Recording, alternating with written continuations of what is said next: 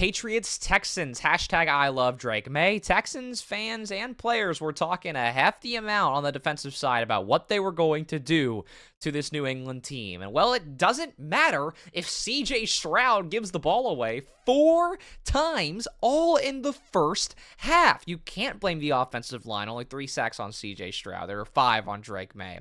This is on CJ Stroud, and I'll put the picks up above my head, but I'm not even going to bother trying to defend CJ on any of this. He is not a bad quarterback, but he is also not an elite quarterback. I mean, the Texans put the game in CJ's hands, 47 attempts, similar to what the Broncos do with Bo Nix. And when that happens, you have got to step up. You have got to perform. And CJ Stroud, you know, people are going to give him so much crap, especially for what he said to Caleb Williams.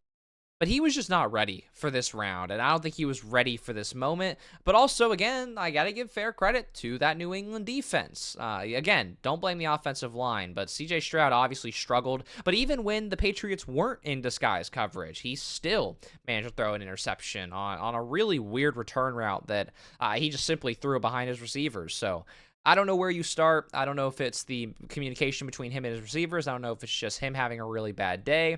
But they also seem to struggle on the ground, really got nothing while Ramondre Stevenson found his way into 16 carries and 70 yards. Again, not a wonderful performance, but still getting that out of this Texans defense makes it an incredible performance. Now, on the receiving side of things, those numbers look better than I think they show. I think for Houston, you can be hopeful. There's a lot of stars on this team who I don't think got to fully show out this year because of this kind of sudden success at a high level. Jaden Higgins, Xavier Hutchinson, Harrison Bryant, Woody Marks. Those are all newer names, I think, to what we call decent and really talented receivers. Obviously, for Christian Kirk, or as Stephen A. Smith would call him. What we saw.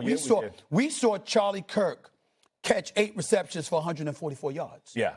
You know, we expect a decent amount out of him, but he didn't get to show up either. New England had him completely shut down. But on the other side of things, Kayshon Boutte, what a game. 3 for 75 and a touchdown. I mean, hey, major catches, ran your routes, found a touchdown in the mix of it. Stephon Diggs, love rooting for this guy. 4 for 40 with 1 touchdown as well.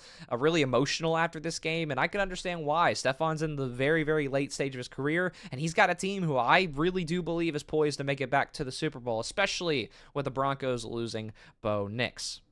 Again, it is fumble galore as well. Woody Marks lost a fumble, not to mention that Drake May lost 2 fumbles out of the 4 that he had, so extremely messy for New England. I think a lot of people saw the C.J. Stroud 4 interceptions and immediately said, well, how did New England only score 28? It's because this Houston Texans defense is still very, very good. Azeez Al-Shahir is incredible. I'll root for that guy any day of the week. Jalen Petre playing in the nickel slot for most of this game. He was absolutely incredible.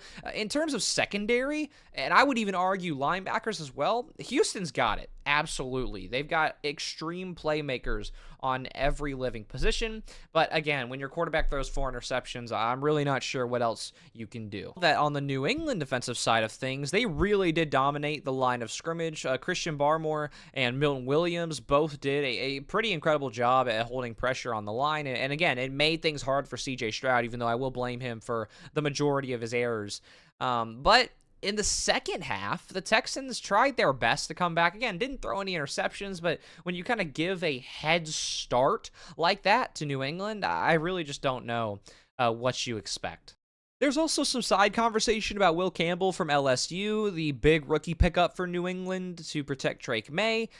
He gave up 2 sacks, but he's also going against Daniel Hunter and Will Anderson Jr. I'm not really worried about Will Campbell. I still think he's the right decision. I don't think New England needs to immediately draft somebody to try and maybe fill his role, but it wouldn't hurt to maybe get somebody on either side of him to maybe help with. But that's also because New England's pretty much got almost every other position on this team filled up pretty well. The only other thing that I will add in this game is that Patriots tight end Hunter Henry has been a pretty, I will say, dependable option. Austin Hooper has always been decent as well. New England didn't really find the tight ends at all. Only 1 reception for Hooper and 1 reception for Henry. That's something I would like to see them get deeper into the bag with against the Broncos. But again, we will get there when we get there, because that is a whole other storyline. And again, it's Jarrett Stidham. So regardless, Patriots 28-16 over the Texans. We got one more game left to wrap up the weekend.